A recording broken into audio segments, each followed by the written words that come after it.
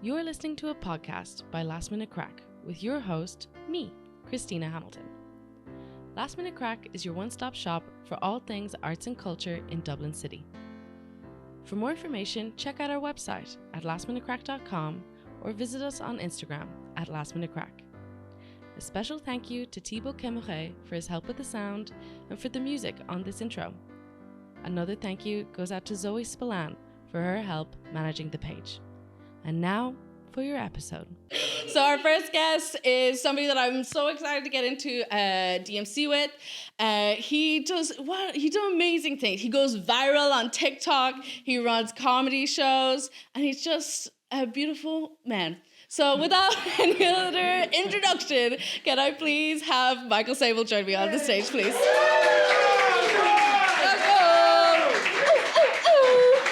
Thank you. Thank you for the couch from Titanic. You're welcome. Welcome. Yeah. Sorry, this is an insane couch. I can't. Get settled. Therapist chair. At least Please. 6 people have had sex on it. This is. Please get comfortable. Thank you. So when did you find out that you had daddy issues? When did I have daddy issues? For the first time. Wow. Yeah, we're in therapy. We're jumping right into it. We're going straight to with a couch like that. We need to get into therapy. Yeah. Just closing up smaller and smaller into a ball. Also, for the podcast listeners, I'm sitting on a giant red half couch. How would you describe this? A chaise longue. Whoa. A chaise. Okay. This is I'm way over my head now for this podcast. It's a chaise longue. Who said it's not a chaise longue? No, is that actually what it's called? Yeah. You think I make it up? That would be a really good hack. If you didn't know what it is, you just say the thing in French. Oh, yeah. And then it's like, chaise, long chaise. Yes, it's a long chair. It sounds less impressive. Thank you so much for joining us today. It's so good to have you. And it's been nice because I feel like we've been ghosting each other for a while. Because we've been in the same circles for a really long time, and we never see each other. Yes. And for me, it's not on purpose. Yeah, it's not for me either. No, it is not. So thank you so much for coming. So you came over from the big Washington D.C. It's not the Big Apple, but it's a different fruit. Is it? Nope. Okay. Couldn't roll with me on that one. Yeah, okay. No, I'm gonna know. That's fine. I'm gonna no-butt you on every situation. Got you. Yeah. No, yes, reverse and. Yeah, improv. exactly. Love it.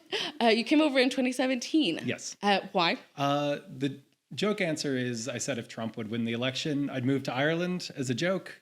And then turns out it's legally binding, so they kicked me out. But I had been saying that, and also I had dual citizenship. And I wish I could just have like a simple answer that was like work, and then we're done talking about this. But so my job got like bought out by a different company.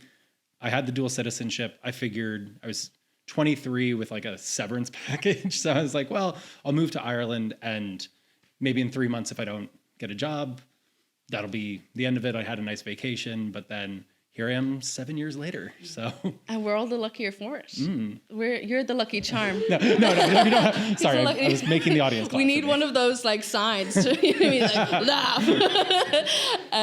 So were you already in the comedy scene in Washington D.C. or was it here that No, so I actually first got into comedy in college in an improv group. So I had a really spoiled introduction to comedy. Okay. Like I went to a school of 40,000 people, and there were 3 comedy. It was an engineering school, so there was like no creative people on campus. Okay. And so there were only 3 comedy groups, and we were the good one. So we had audiences of like maybe we did monthly shows for free, and it was like 200, 300 people a show, which is insane to start comedy to large rooms. Like that just doesn't happen. What a privilege. Yeah. Yeah. It's also a bit bittersweet because like the last comedy gig that I did at college was like to 600 people.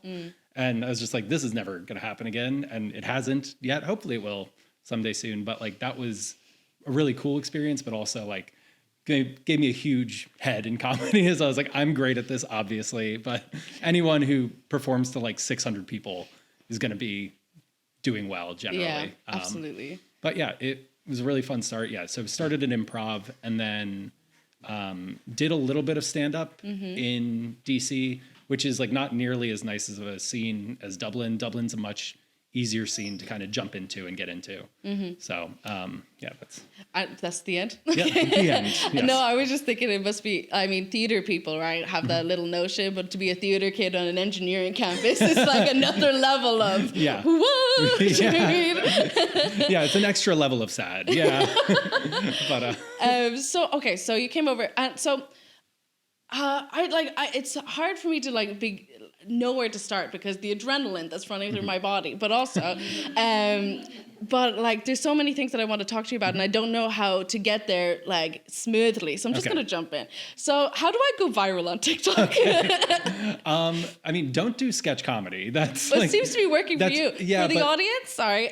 So Mr. Sable over here is actually quite a little famous man over on TikTok. He's got videos with like millions of views. It's crazy. Yeah, I mean, like it's never the video you want it to be.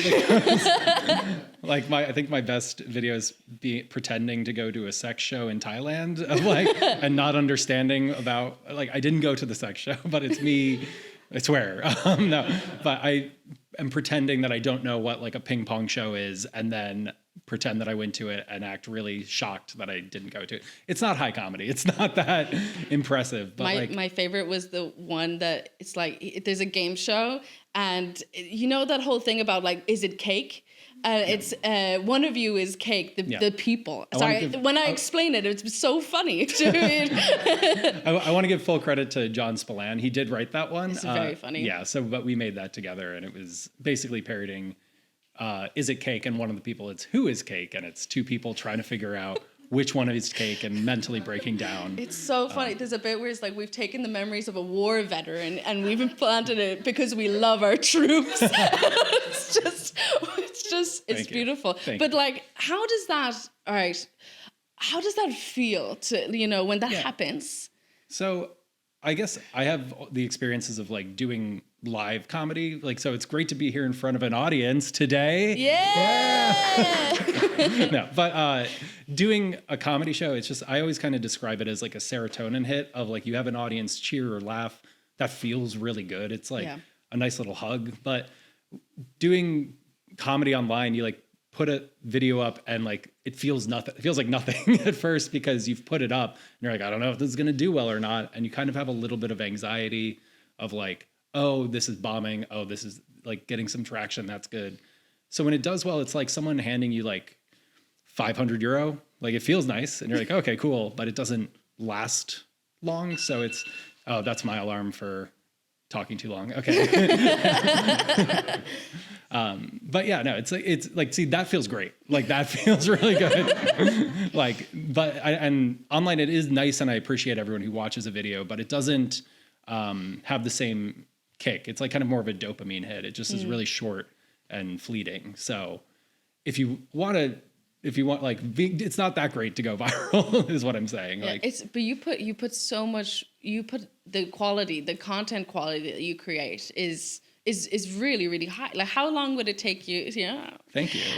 How long would it take you to put how does that process work?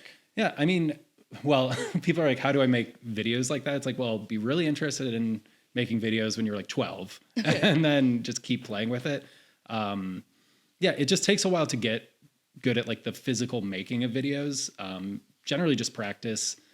Most people with their phones have a good enough video. It's more so lighting and audio, but it's just kind of sitting down, taking the time to like learn how to make stuff. And it's going to be bad for the first years of doing it. But also for like, are you talking about like getting viral online or just any? If you want to give me the secret code, like, that would be really nice. No, sure. Just whatever you want to give me, like, yeah, whatever so like, is important to you. Well, like for comedy videos, at least the way I see it is like, it's kind of working backwards from, you see something that like, oh, that's something that people recognize. That's something that's relatable.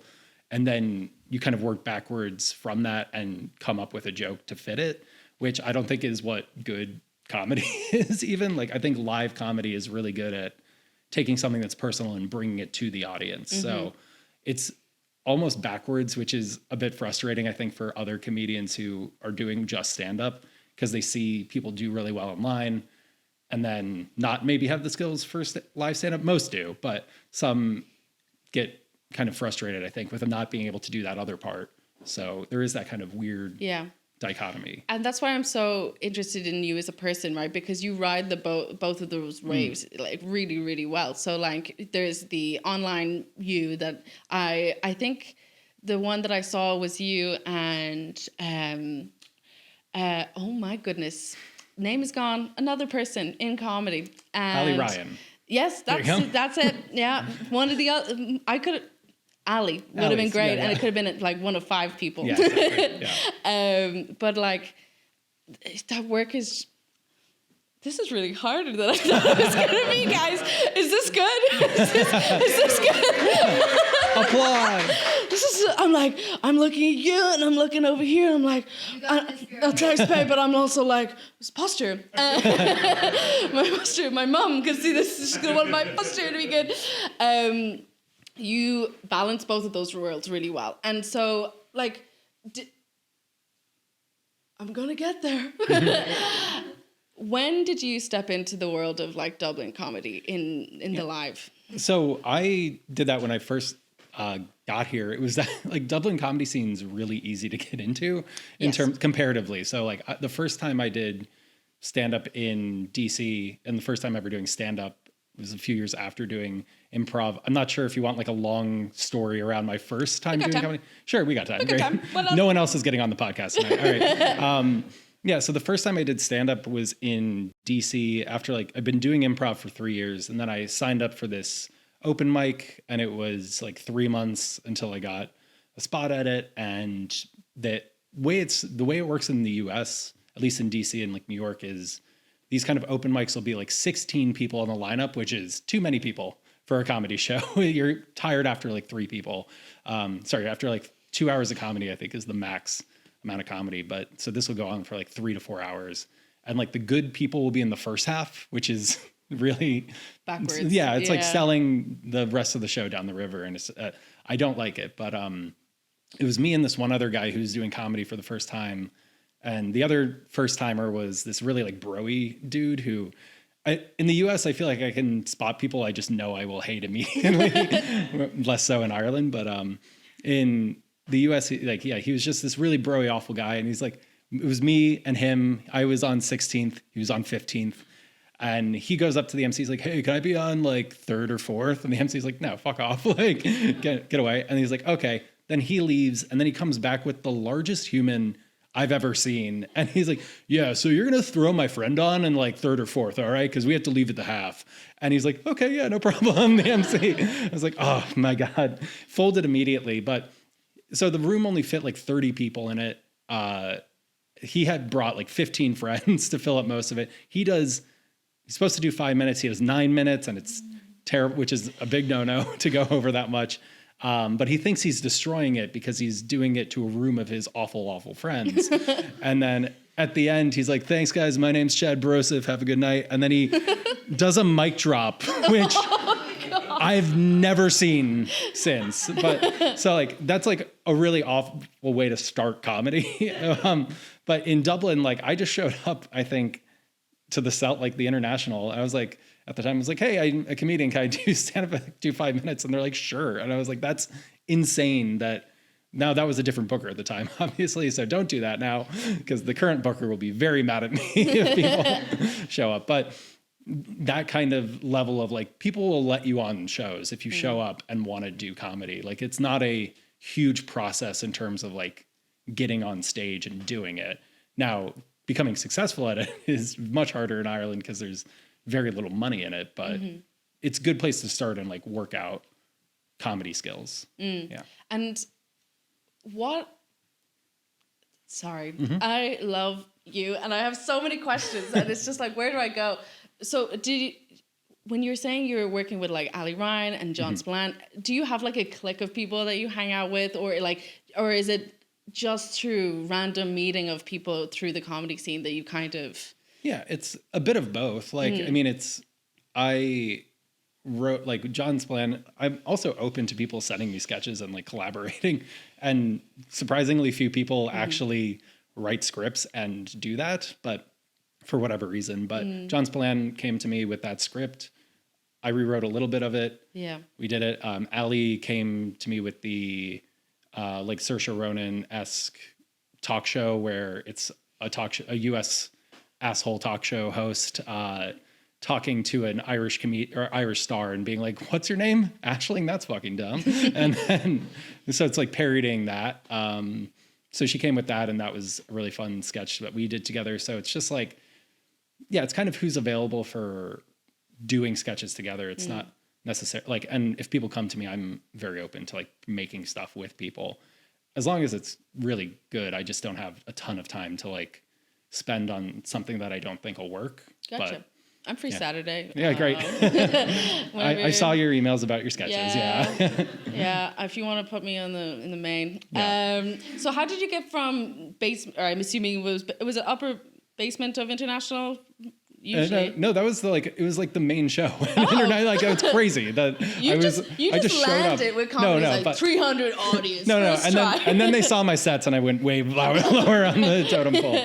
How did you go from just the regular stand-up scene to actually running shows? So you run Icarus and you run Crash and Burn. Yes. For those who don't know.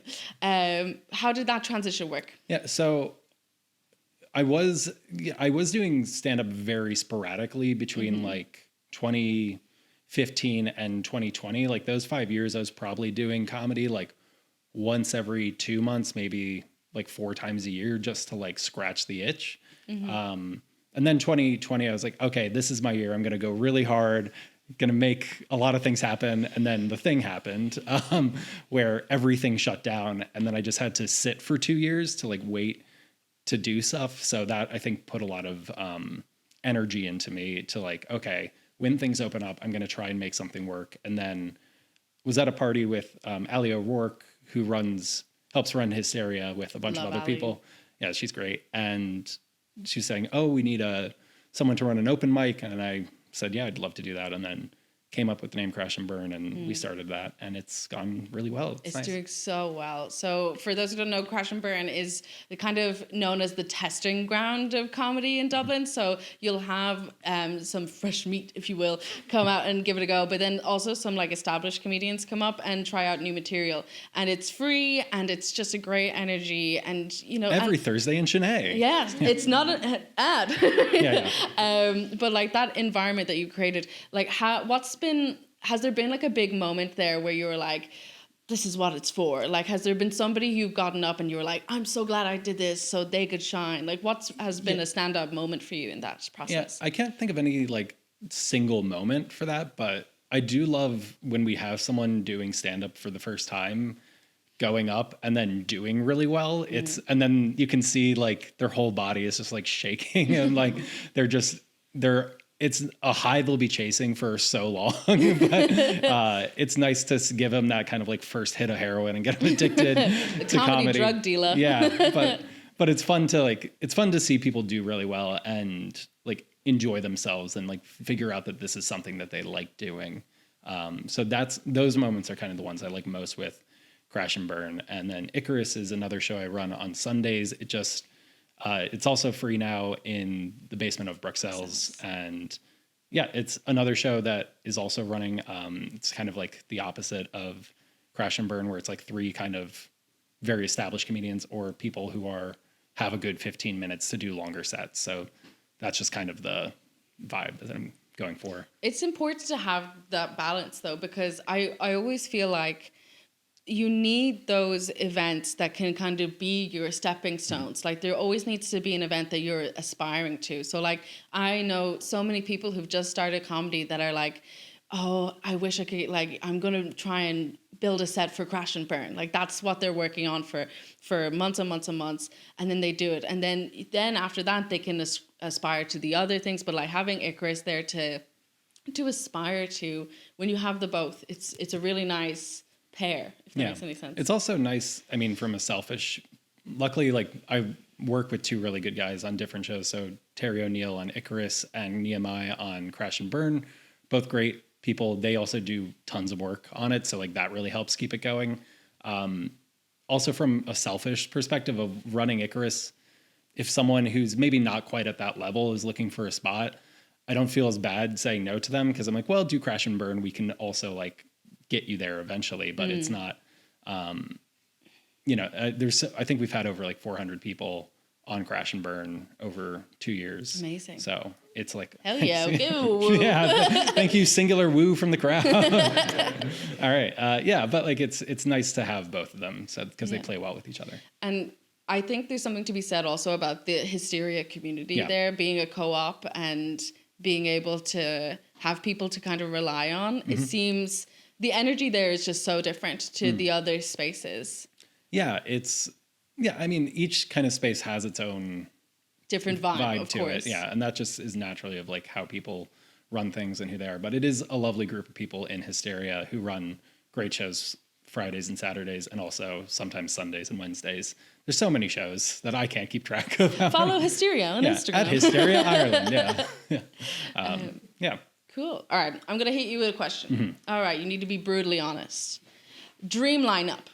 What's your dream? And it has to be Irish comedians. Oh man, that's the hard part. Here we go.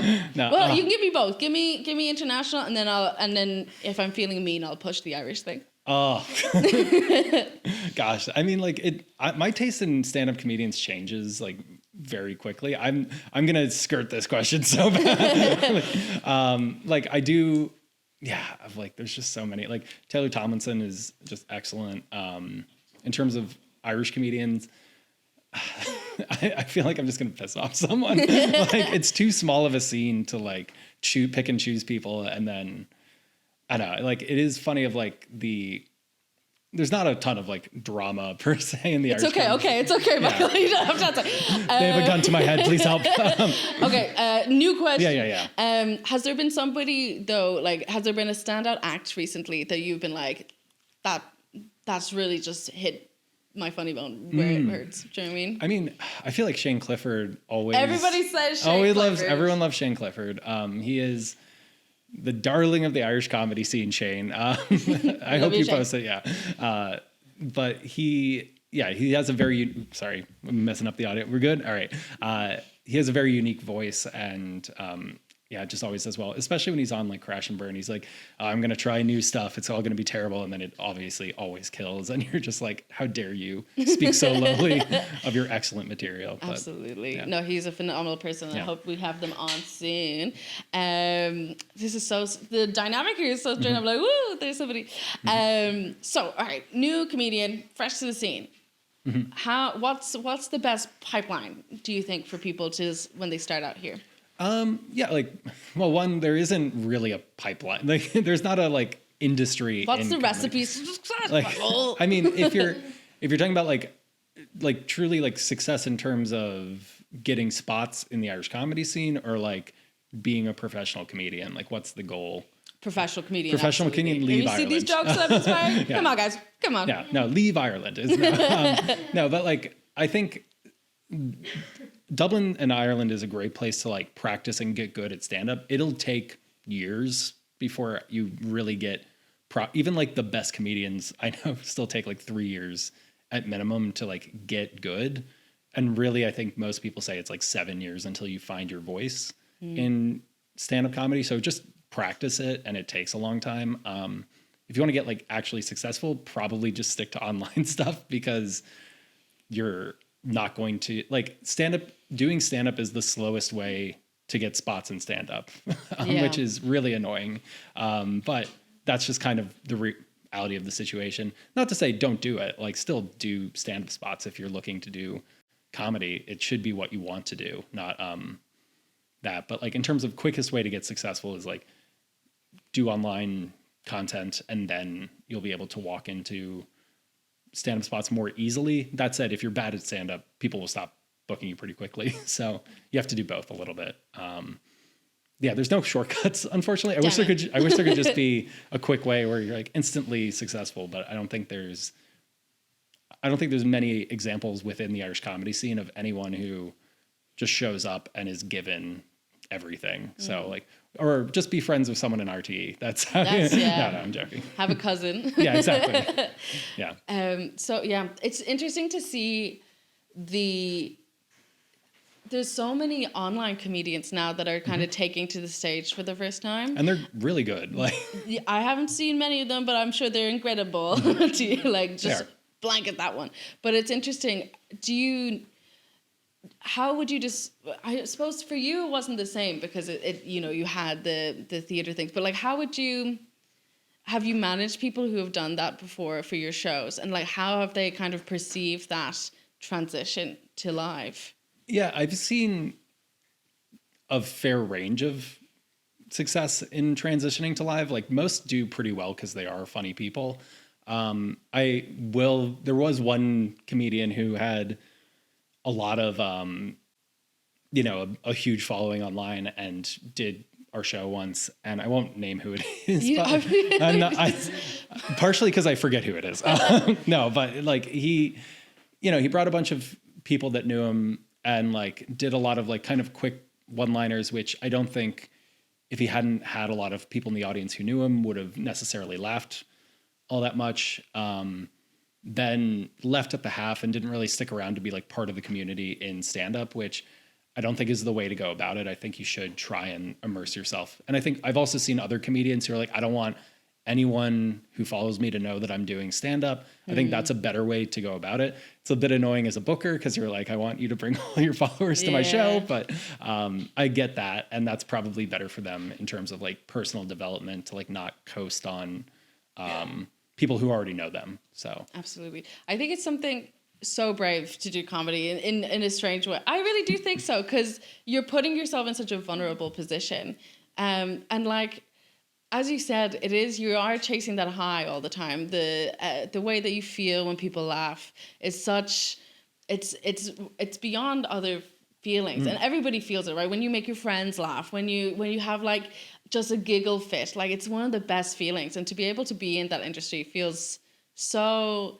It feels like it's so it's so unique, I think, but it also is so calculated sometimes. I think there is kind of things where it's exactly as you said, people try and skip the queue when it comes to like open mics, or you have venues that you're trying to manage when it comes to payments and stuff. How do you, in this kind of more clinical lens, how do you kind of maintain the joy of what you do over time?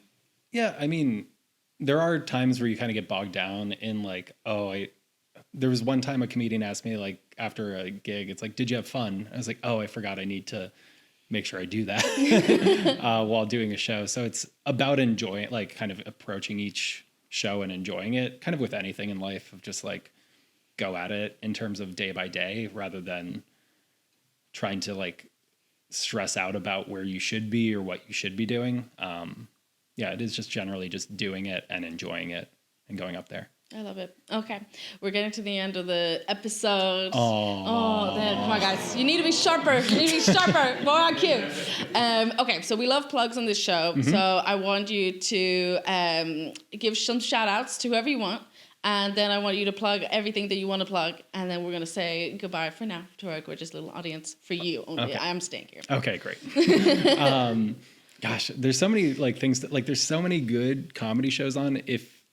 If you aren't watching a lot of live stand-up, I'd suggest going and watching live stand-up shows. That's kind of the biggest thing I would want to shout out for the audience. Like there's tons, obviously there's Hysteria Ireland, but that's Friday through or Thursday through, I almost cut out my own show from the plug. That's Thursday through Saturday and sometimes Wednesdays and Sundays, but also there are really good comedy shows in Dublin every night of the week. We have and you are such a good promoter of those shows. So let's give a big round of applause. Yeah. It's a last minute crack. Like Cherry Comedy, The Crunch. There's so many like places. I think there is the Irish Comedy Guide. Is that it? Or Irish Comedy Guide? Irish Comedy News and Irish Comedy Guide. Yeah. There's the two so of them. There's a website and an Instagram page that promotes each show. So like people will often say like, oh, I would love to go to comedy. I just don't know when it's on, or they only know a couple places. But there are 5 or 6 shows on every night of the week. Every single night, yeah. I think there might be a free show almost every night of the week. Yeah. Yeah. Yeah. Yeah. Every night of the week except for Fridays and Saturdays. Yeah. Yeah. There's so many. There's a lot of free shows, so it's not even that expensive to go do it. So yeah, go check out and watch shows live. It's much better than TikTok or Instagram where it's a bad crowd work or there's something different about being in the room. That's the main thing. And then for my own stuff, if you want to follow me at Sable Comedy, that's across Instagram and TikTok. I have a few video series ideas, which I don't have time to get into, but... we had so much time! No. What are you kidding me? You'll just have to follow me and find out what they are. Yeah, so that's it. Well, thank you so much. Thank you for having me. This has been an absolute pleasure. Everybody put your hands together for Michael Sable! Thank you so much. Thank you.